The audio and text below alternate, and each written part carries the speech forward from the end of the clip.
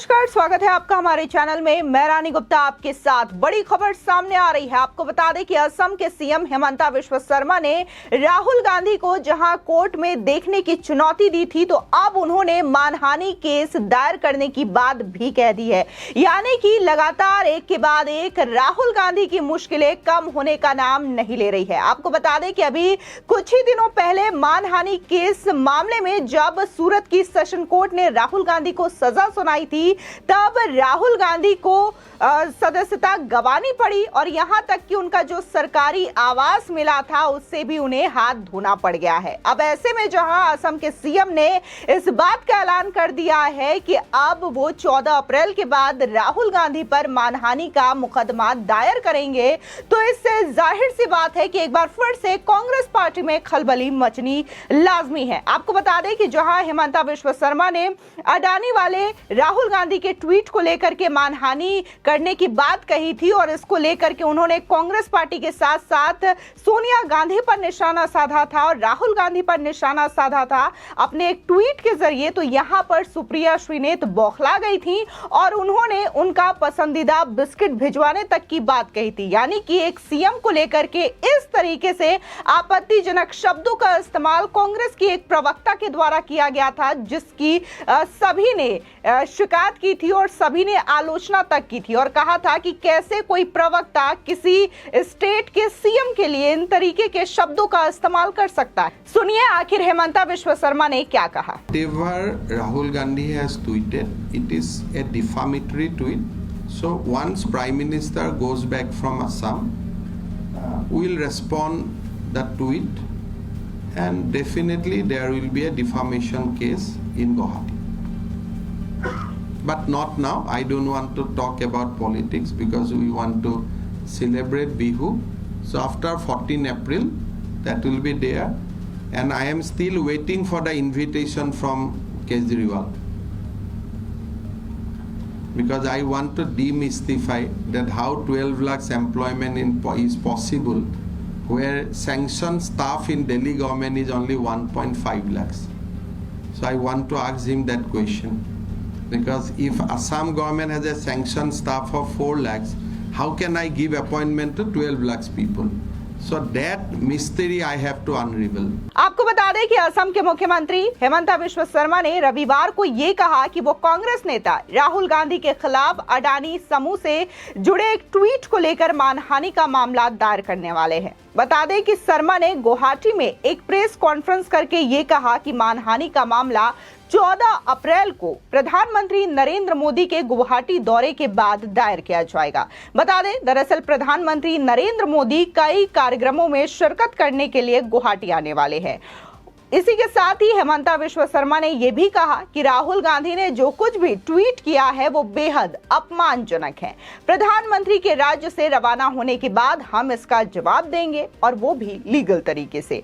उन्होंने कहा कि निश्चित रूप से मानहानि का मामला गुवाहाटी में दायर किया जाएगा। आपको बता दें कि कांग्रेस के पूर्व अध्यक्ष राहुल गांधी ने हाल ही के वर्षों में पार्टी छोड़ने वाले कुछ नेताओं पर तंज कसते हुए शनिवार को एक ट्वीट किया था और अडानी ग्रुप मामले पर सच्चाई छिपाने के लिए रोजाना ध्यान भटकाया जा रहा है, ऐसा कहते हुए उन्होंने कैप्शन दिया था अपने एक पोस्ट का।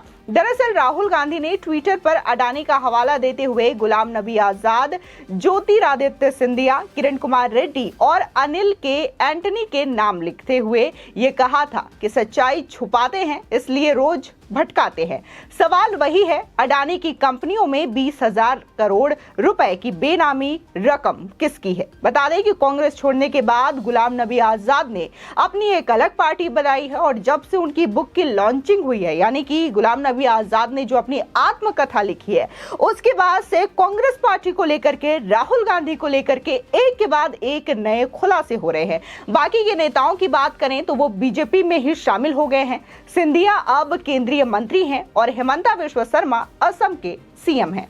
बता दें कि वायनाड के पूर्व सांसद राहुल गांधी के ट्वीट का हवाला देते हुए हेमंता बिस्वा शर्मा ने पहले ही ट्वीट किया था और कोर्ट में देखने की चुनौती तक राहुल गांधी को दी थी। उन्होंने लिखा था कि यह हमारी शालीनता थी कि हमने आपसे कभी भी कुछ नहीं पूछा कि आपने बोफोर्स और नेशनल हेराल्ड घोटाले से अर्जित अपराध की आय को कहां छुपा रखा है और आपने कैसे इतने बार ओतावियो क्वात्रोची को भारत न्याय के शिकंजे से बचने दिया? कोई नहीं, हम कोर्ट में मिलेंगे।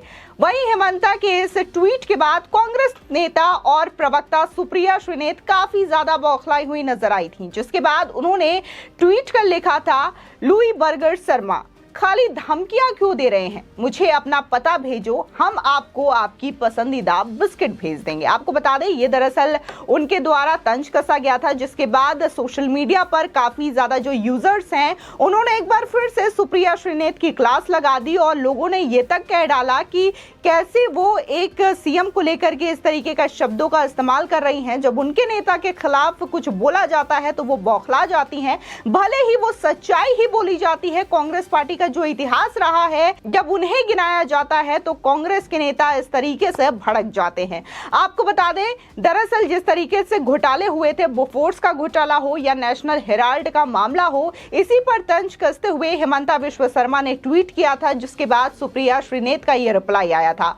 और वहीं यूजर्स ने तमाम तरीके के ट्वीट किए थे। जिस तरीके से सुप्रिया श्रीनेत ने बिस्किट कुरियर करवाने वाली बात कही थी, तो इसको लेकर के लोगों ने तंज कसते हुए ये तक कह दिया कि कभी एक जमाने में देश की सबसे बड़ी पार्टी हुआ करती थी कांग्रेस पार्टी, लेकिन आज कुरियर पार्टी बन गई है, जो कि बिस्किट भिजवाने का काम भी करना शुरू कर दिया है। आपको बता दें कि हेमंता विश्व शर्मा जो है, राहुल गांधी को ही सिर्फ चुनौती देते हुए नजर नहीं आए हैं मानहानि मामले को लेकर के। इससे पहले उन्होंने मनीष सिसोदिया के खिलाफ मानहानि का मुकदमा दायर करवाया है।